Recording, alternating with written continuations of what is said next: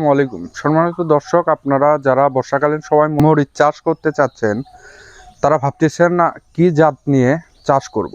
তো তাদের জন্য আজকের এই ভিডিওটা।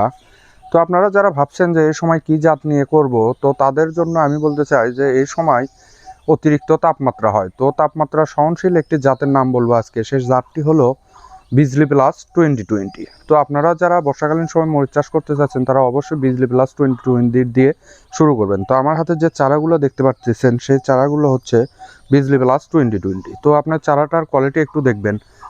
চারাটা 100% শিকড়যুক্ত এবং সঠিক মাপের একটি হাটলিং করা চারা। তো এই চারা দিয়ে যারা শুরু করবেন, তারা আশা করা যায় অতি দ্রুতই ফলন পাবেন এবং আপনার গাছে কোনো রোগবালাই থাকবে না, কারণ এই চারাগুলো আমরা কোকোপিটের মাধ্যমে করে থাকি, যার কারণে প্রথম থেকে গাছটা সুস্থ সবল হয়।